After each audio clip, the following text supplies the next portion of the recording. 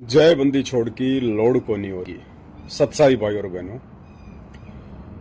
एक छोटी सी बात दास आप सभी भाई बहनों से कहना चाहता है। भाई और बहनों, इस भक्ति मार्ग में कदम कदम पे परमात्मा किसी भी आत्मा को निमित्त बना के, आपके माता पिता को निमित्त बना के, आपके परिवार के किसी भी मेंबर को निमित्त बना के,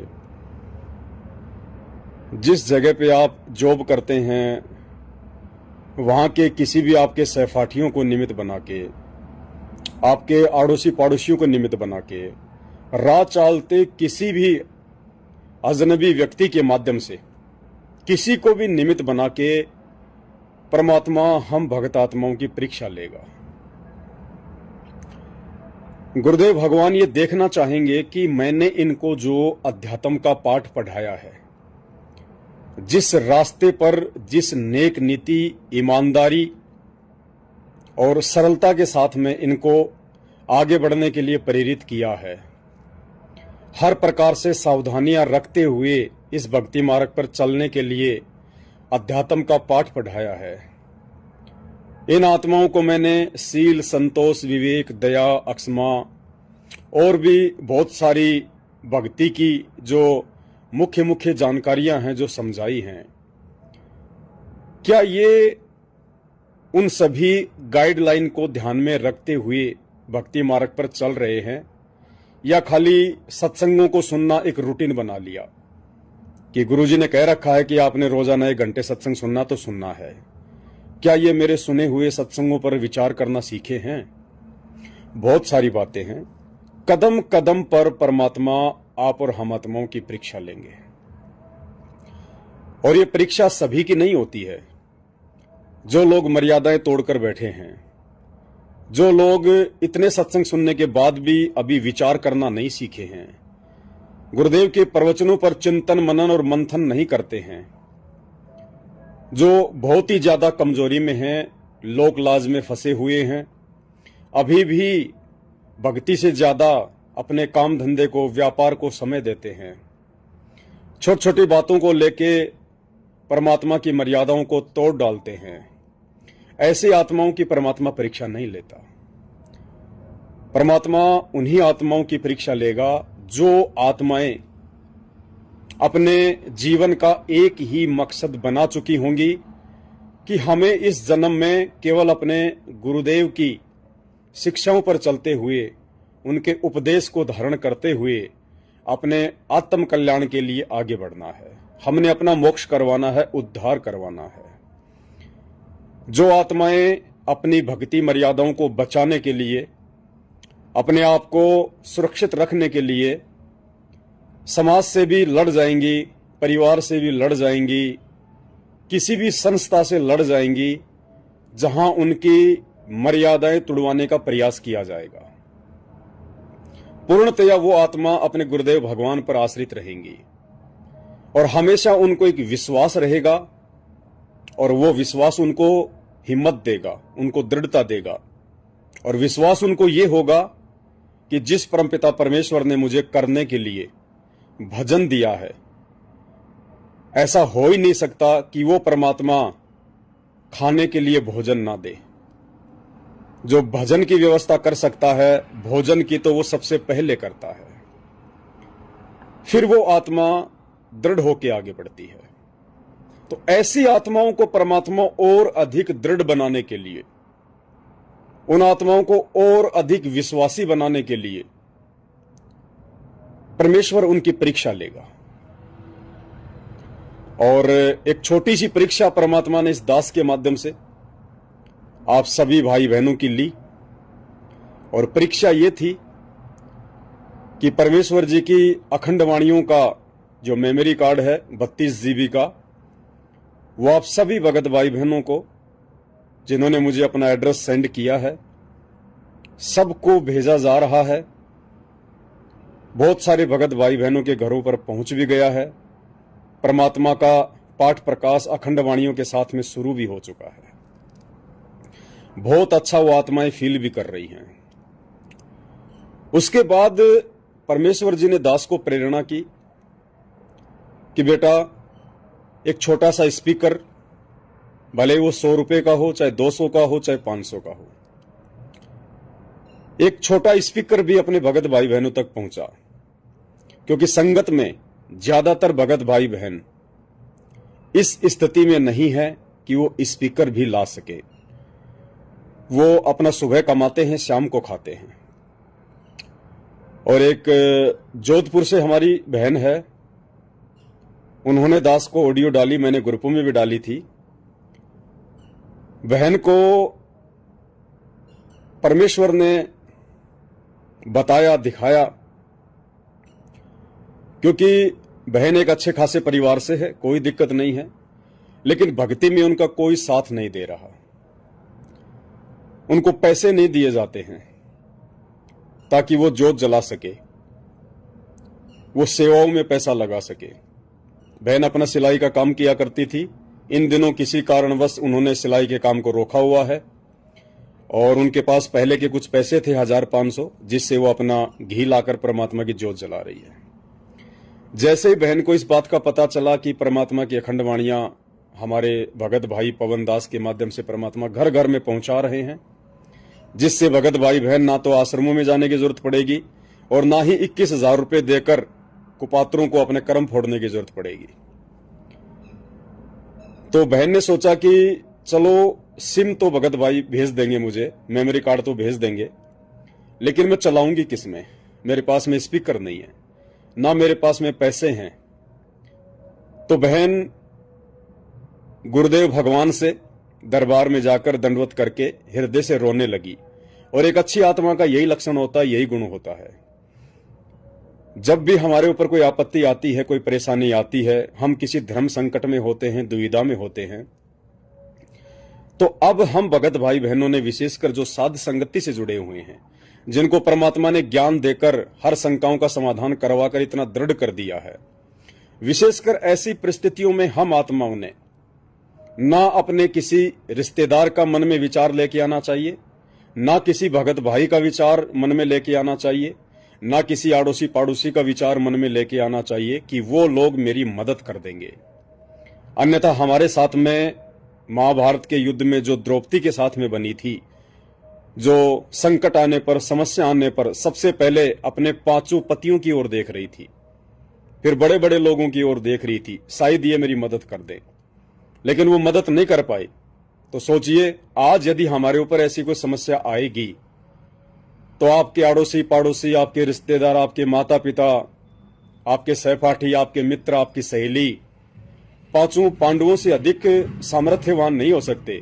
भीष्म, द्रोणाचार्य और कर्ण जैसे सामर्थ्यवान नहीं हो सकते। जब वो फेल हो गए तो आज हम किन लोगों से उम्मीद करें कि ऐसी परिस्थितियों में वो हमारी मदद करेंगे? तो बहन ने अपना साथी, तमेव माता च पिता तमेव, तमेव बंधु च सखा तमेव, तमेव विद्या च द्रविणम तमेव, तमेव सर्व मम देव देव। साधु माई बाप है, साधु भाई बंद, साधु मिलावे राम से काटे यम के फंद। बहन ने अपने गुरुदेव भगवान से ही उम्मीद लगाई और लगानी चाहिए। ज्यादा लंबी चौड़ी उम्मीद नहीं थी, 400-500 रुपए की। 400-500 रुपए में स्पीकर आ जाता है। दरबार में जाकर बहन परमात्मा के सामने रोई, अंतरात्मा से रोई। ये परमात्मा आत्मा की पुकार सुनता है, अंतर आत्मा की पुकार सुनता है, मन की बकवाद नहीं सुनता। बहन अंतरात्मा से रोई, परमात्मा से पुकार की कि हे परमेश्वर, मेमोरी कार्ड तो भगत भाई हमें भेज देंगे, लेकिन मैं स्पीकर का कहां से इंतजाम कर पाऊंगी? कैसे आपकी अखंड वाणियां मेरे घर पर चलेंगी? बहन रोने लगी। उधर से परमात्मा ने दास को प्रेरणा कर दी और दूसरे ही दिन दास ने आप सभी भगत भाई बहनों को सूचना दी कि भाई परमात्मा ने दास को प्रेरणा की है कि एक स्पीकर भी सभी भगत भाई बहनों को भेजा जाए जिनको आवश्यकता है। उसके बाद में परीक्षा शुरू हुई आप सभी भगत भाई बहनों की, जिन जिन भाई बहनों तक मेरा वो संदेश पहुंचा स्पीकर वाला। बहुत सारे भगत भाई बहन जिन्होंने मेमोरी कार्ड मंगवा लिया, 310 रुपए भी उन्होंने पे कर दिए और 310 रुपए में उनको 32 जीबी का मेमोरी कार्ड, 1 या 2 शंका समाधान, 2 मंत्र कार्ड, 2 आरती के कार्ड, 4 या 5 महाविनाश की अंतिम चेतावनी की पुस्तक, शंका समाधान की पुस्तक, गुरुदेव की 2-2 फोटो और तकरीबन 60 से 70 रुपया कोरियर का चार्ज, सब कुछ उनको 310 रुपए में घर बैठे मिल रहा है। एक प्रकार से फ्री सेवा। तो जैसे ही उन भगत भाई बहनों तक यह संदेशा पहुंचा,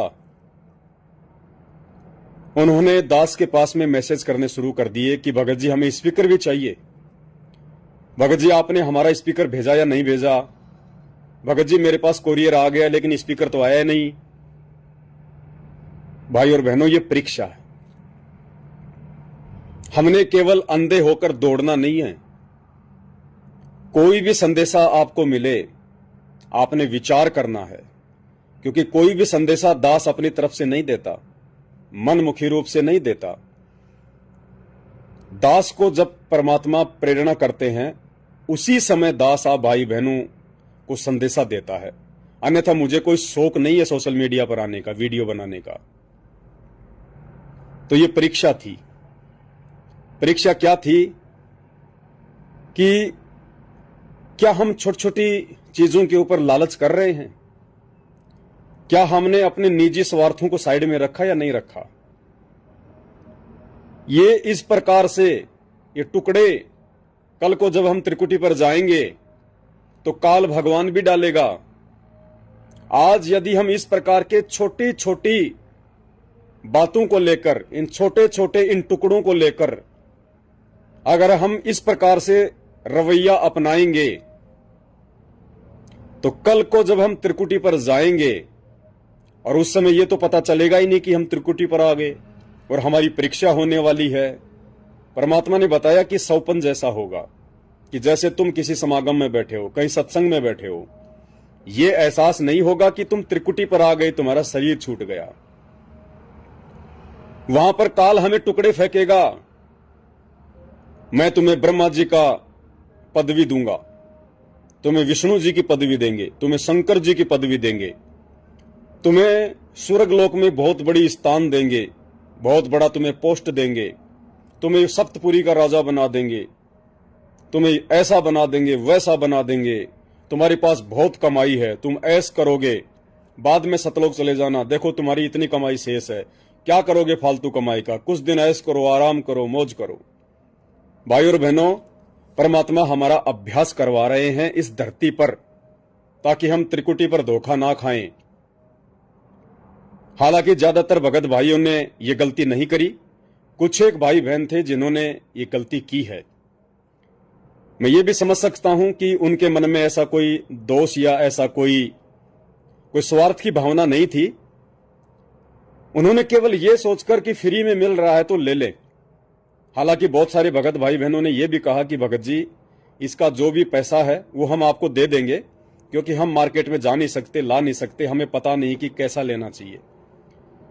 बात सब कुछ ठीक है, लेकिन कुछ 1-2% वो भगत भाई बहन, देखो आपके मन की बात आप जान सकते हैं या परमात्मा सतगुरु रामपाल जी जान सकते हैं। इसलिए संदेशा केवल उन्हीं 1-2% भगत भाई बहनों के लिए है जिनसे ये गलती हुई है। ये स्पीकर हम उन भगत भाई बहनों के लिए लेके आए थे शुरुआत में 500 स्पीकर। हालांकि 500 स्पीकर पूरे हो चुके हैं। जो भगत भाई बहन अभी नए नए जुड़े हैं या जो भगत भाई बहन काफी समय से जुड़े हैं लेकिन मर्यादा में नहीं है, जिस कारण से उनको किसी प्रकार का परमात्मा की तरफ से कोई लाभ प्राप्त नहीं हो पा रहा, जिनकी आर्थिक स्थिति डामाडोल है, जो बेचारे सिम के पैसे भी नहीं दे पा रहे, मेमोरी कार्ड के पैसे भी नहीं दे पा रहे, या बड़ी मुश्किल से जिन्होंने मेमोरी कार्ड के पैसे दे दिए लेकिन स्पीकर लाने की फिलहाल उनकी गुंजाइश नहीं है, ऐसे भगत भाई बहनों को हम फोन कर करके, जैसे हमारे पास में एड्रेस आता है हम उनको फोन करते हैं कि भगत जी आपका पार्सल तैयार है, लगने को जा रहा है, आप अपने मोबाइल को जरूर ऑन रखना, क्योंकि आजकल के जो पोस्टमैन हैं वो पहले फोन करते हैं और यदि फोन का आपने जवाब नहीं दिया तो पार्सल को वापस भेज देते हैं। तो भगत जी नुकसान होगा, कोई फायदा नहीं है। और भगत जी, यदि आप स्पीकर ला सकते हैं, यदि आपके पास में है तो बहुत अच्छी बात है। यदि आप स्पीकर खरीद कर नहीं ला सकते हैं, आपके पास इतना पैसा नहीं है, आपकी आर्थिक स्थिति इतनी दृढ़ नहीं है, तो हम आपके लिए स्पीकर भेज रहे हैं। तो 100 में से कोई 1 या 2 भाई बहन ऐसे होते हैं जो स्पीकर मंगवाते हैं। वो समझ जाते हैं कि ये सेवा हमारे उन भगत भाई बहनों के लिए है जो आर्थिक रूप से कमजोर हैं। लेकिन वो भगत भाई बहन जिनकी आर्थिक स्थिति भी अच्छी है, जिनके घर में पहले से कोई स्पीकर भी है, जो बाहर से स्पीकर भी ला सकते हैं, वो भी कह रहे हैं कि भगत जी स्पीकर भी भेज देना मेरा, स्पीकर भी भेज देना मेरा। भाई और बहनों, पहले तो आपको ये विचार करना चाहिए। देखो, मेरे पास में जो भी पैसा था, उस सारा का सारा पैसा, 1-2 लाख रुपए, आप जैसे भगत भाई बहनों की सेवा का था। और सेवा क्यों दी जाती है? सेवा दी जाती है अपने कर्म कटवाने के लिए। और कहावत है कि तेल हमेशा तिलों से निकलता है। अब वो कर्म उसके कटेंगे जिसकी सेवा लग जाएगी। और कर्म कैसे कटेंगे? तेल हमेशा तिलों से निकलता है, ध्यान रखना। परमात्मा एक दूसरे की भक्ति से एक दूसरे की भक्ति की पूर्ति करता है। मान लीजिए किसी भाई ने मुझे 1000 रुपए सेवा दी, उसकी सेवा से स्पीकर आ गए, और आप ऐसे भगत भाई हैं जिनको स्पीकर की जरूरत नहीं है, जो ला सकते हैं, फिर भी आपने स्पीकर मंगवा लिया, तो 1000 रुपए सेवा देने वाला भाई वो किसी भी मुसीबत में है, किसी भी परेशानी में है, उसको कोई भी तकलीफ है, और आपने वो स्पीकर मंगवा लिया जिसकी आपको जरूरत भी नहीं थी, तो उस भगत भाई बहन की सेवा से जो स्पीकर आया था वो कहां चला गया? आपके पास में। अब उसकी सेवा लग गई, अब उसके कर्म कहां से कटेंगे? अब परमात्मा आपकी भक्ति का कुछ अंश उस भगत भाई के भक्ति अकाउंट में डालेगा, क्योंकि उसकी सेवा आपके घर पर आ गई। तो आपकी भक्ति का नाश हुआ। ये इस प्रकार से भक्ति मार्ग चलता है। ये हमें गुरुदेव ने कितना समझाया। हमें गुरुदेव क्यों मना करते हैं कि बच्चों आपने किसी भी भंडारे में भोजन नहीं करना। अपने परमात्मा के भंडारे के अलावा अपने जो जगत में जो भंडारे होते हैं, चाहे बाबा श्याम जी के हों, चाहे बालाजी के हों, चाहे किसी माता के हों, रोड पे जो लोग ठंडा पानी पिलाते हैं, मीठा पानी पिलाते हैं, भंडारे करते हैं, फल फ्रूट खिलाते हैं, जो लोग पैदल यात्रा करते हैं उनके लिए भंडारे, सेव संतरे, हमें परमात्मा क्यों मना करते हैं?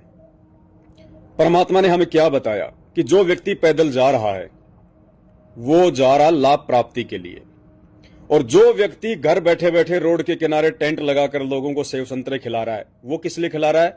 वो भी भक्ति के लिए, पुण्य कमाने के लिए। अब उस टेंट वाले व्यक्ति को पुण्य कहां से मिलेंगे और कैसे मिलेंगे? जब कोई राह चलता हुआ व्यक्ति उसके टेंट में खाना खाएगा, फल फ्रूट खाएगा, ठंडा पानी पिएगा, मीठा पानी पिएगा, तो पीने वाले की भक्ति में से कुछ अंश उस टेंट वाले व्यक्ति की भक्ति में परमात्मा ऑटोमेटिक डाल देता है। यानी एक व्यक्ति तो पैदल जाके पुण्य कमाने की सोच रहा है, और दूसरा व्यक्ति उस पैदल व्यक्ति से ही पुण्य बैठा बैठा कमा रहा है। इसलिए परमात्मा हमें मना करते हैं कि हमने ऐसे किसी भंडारे में भोजन नहीं करना चाहिए, अन्यथा हमारी भक्ति जाएगी, वो व्यक्ति बैठा बैठा हमारी भक्ति खींच लेगा। तो भाई और बहनों, ये जो स्पीकर हैं ये परमात्मा की उन आत्माओं के लिए हैं जो आर्थिक रूप से कमजोर हैं, और उनकी बातों से पता चल जाता है। जब हम उनको फोन करते हैं तो उनकी बातों से, उनके लहजे से ही पता चल जाता है कि ये व्यक्ति आर्थिक रूप से कमजोर है या ठीक है। तो ये हमारी परीक्षाएं होती हैं परमात्मा की तरफ से। ये दास बार बार आप सभी भगत भाई बहनों को 8 साल से कहता आया है कि मुझ पवन दास की किसी भी बात पे आंख बंद करके भरोसा मत करना। मैं अपनी तरफ से सब कुछ ठीक करूंगा, लेकिन अंतिम मर्जी तो सतगुरु रामपाल जी भगवान की होगी। परमात्मा भी तो संगत की परीक्षा लेगा कि जैसे ये भोली आत्माएं पहले मेरे परिवार के पीछे आंख बंद करके विश्वास करके चल रही थी, और मेरे परिवार ने इनको ठग लिया, इनसे राजनीतियां करवाई, इनसे ज्योति पाठ के पैसे लिए, इनको जाट आरक्षण में बैठाया, इनको आनंदपाल सिंह की सीबीआई जांच में झोंक दिया, इनके दान का पैसा कुपात्रों को दिया गया। जैसे इन आत्माओं को विश्वास में लेकर, हालांकि दास किसी को विश्वास में नहीं ले रहा, दास का इस भक्ति मार्ग में कोई निजी स्वार्थ नहीं है, लेकिन परीक्षा तो परमात्मा लेगा ना, क्योंकि हमारी रिहर्सल चल रही है। जो आदत हमारी आज हो जाएगी मरने के बाद में सूक्ष्म शरीर में भी वही आदत रहेगी। तो परमात्मा चाहते हैं कि ये आत्माएं जैसे पहले मेरे परिवार वालों के माध्यम से ठगी का शिकार हो चुकी हैं, अपनी भक्ति बर्बाद कर चुकी हैं, कहीं ऐसा तो नहीं कि ये पवनदास के ऊपर भी आंख बंद करके विश्वास कर रही हो, उसकी हर बात को फॉलो कर रहे हो, उसकी हर बात को सत्य मान रहे हो। तो परमात्मा दास के माध्यम से भी इस प्रकार की परीक्षाएं आप भगत भाई बहनों की लेगा कि ये आत्माएं ज्ञान को आधार बनाकर चल रही हैं, या फिर जैसे पहले मैनेजमेंट के हर आदेश को फॉलो कर रही थी, हर बातों को फॉलो कर रही थी, क्या वर्तमान में ये पवनदास की हर बात को फॉलो तो नहीं कर रही हैं? कहीं ऐसा तो नहीं कि ये पहले के जैसे ही हो गई हैं, या इनमें कुछ बुद्धि भी है, कुछ विवेक भी है? पवनदास जो बातें बोलता है उन बातों पे ये विचार करते हैं या नहीं करते हैं कि ये हमारा भगत भाई जो बोल रहा है वो गुरुजी के ज्ञान से कितना मैच करता है, हमें इन चीजों को फॉलो करना चाहिए या नहीं करना चाहिए? परमात्मा परीक्षा लेगा। और ये स्पीकर के माध्यम से भाई और बहनों परमात्मा ने एक छोटी सी परीक्षा ली थी। हालांकि 90% भगत भाई बहन इस परीक्षा में सफल हुए हैं। उन्होंने सोच लिया कि जब हमें आवश्यकता ही नहीं है तो फालतू में हम किसी दूसरे भगत की पैसे की वस्तु क्यों लें? क्या हमारे ऊपर भार नहीं चढ़ेगा? क्या हमारी भक्ति नष्ट नहीं होगी? आवश्यकता है तो बात अलग है, अनावश्यक रूप से यदि हम कोई भी वस्तु लेंगे या ग्रहण करेंगे तो भाई और बहनों वहां हमारी भक्ति नष्ट होती है। तो दास प्रार्थना करेगा, आज ये छोटी सी बात है, लेकिन यदि इन छोटी छोटी बातों पे हमने विचार करना नहीं सीखा तो भाई और बहनों कल को जब शरीर छूटेगा, त्रिकुटी पर जाएंगे, तो फिर हम उन बड़ी बड़ी बातों पर भी विचार नहीं कर पाएंगे और काल इसी प्रकार से हमें ठग लेगा। तो दास की विनती है, दास की प्रार्थना है, मैं चाहता हूं कि मेरा हर भगत भाई बहन जैसे मुझे गुरुदेव भगवान ने विवेकी बनाया, हर बात को सोच समझकर आगे बढ़ने के लिए आगे बढ़कर चलना सिखाया, उसी प्रकार आप भगत भाई बहन भी दास की हर बात को पहले अच्छे से समझें, पहले अच्छे से विचार करें, चिंतन करें, मंथन करें, और गुरुदेव के ज्ञान आधार से आपको सही लगे और आपकी अंतरात्मा आपको अंदर से इजाजत दे कि बिल्कुल सही है, कोई दिक्कत नहीं, कोई गलत नहीं, तब आपने उन चीजों को फॉलो करना है। क्योंकि मैं भी आपके जैसा एक भगत हूं, दो कोटि का जीव हूं, गलतियां मेरे से भी हो सकती हैं, कोई बड़ी बात नहीं है। इसलिए आपने मेरे हर ऑडियो वीडियो, मेरी हर बात को आंख बंद कर कर फॉलो नहीं करना है, क्योंकि भाई और बहनों मुझे खुद परमात्मा का भय है, मुझे डर है। मैं नहीं चाहता कि मेरी वजह से मेरे किसी भी भगत भाई बहन की मर्यादा टूटे, और यदि ऐसा हुआ तो उस भगत भाई बहन से पहले मैं परमात्मा का दोषी बनता हूं। मुझे ना ही तो सतलोक आश्रम मैनेजमेंट हरियाणा वालों की तरह माया की हवस है, ना मुझे किसी के ज्योति पाठ और दान के पैसे की जरूरत है, ना मुझे दिल्ली वाले संजय की तरह कोई संत पदवी प्राप्त करने की कोई लालसा है, ना मुझे कोई जगत गुरु बनना है उसकी तरह, ना मुझे अपने कोई जो है कर्म फोड़ने हैं। मैं तो खुद आपकी तरह एक भगत भाई बहन हूं, और मर्यादाओं को लेकर 24 घंटे मुझे चिंता रहती है, टेंशन रहती है। मैं तो अपनी भक्ति करके अपना आत्म कल्याण करवाना चाहता हूं। वर्तमान में जो सेवादास कर पा रहा है गुरुदेव भगवान के आशीर्वाद से, केवल और केवल अपना शिष्य धर्म समझकर कि संत रामपाल जी मेरे गुरु हैं, मैं उनका शिष्य हूं, और उनकी शिक्षाओं पर चलते हुए उनकी गैर हाजिरी में यदि इस मार्ग में कोई गंदगी फैलाने का प्रयास करेगा तो ये मेरा परम कर्तव्य बनता है, मेरी जिम्मेदारी है, और आप सभी भगत भाई बहनों की ये जिम्मेदारी है कि जिस अज्ञान और पाखंड को समाप्त करने के लिए पिछले 30 वर्षों से परमात्मा अनवरत संघर्ष कर रहे हैं, आज यदि उनकी गैर हाजिरी में उनके सत भक्ति मार्ग में कोई पाखंड फैलाएगा, कोई अज्ञान फैलाएगा, वो अज्ञान और पाखंड फैलाने वाला, मनमानी करने वाला, भक्ति मार्ग में अपने स्वार्थों को बीच में लेकर आने वाला, वो चाहे उनका खुद का कलयुगी परिवार हो, बेटा बेटी भाई बंधु रिश्तेदार हो, चाहे कोई कोऑर्डिनेटर हो, हम ज्ञान आधार से किसी को नहीं बख्शेंगे।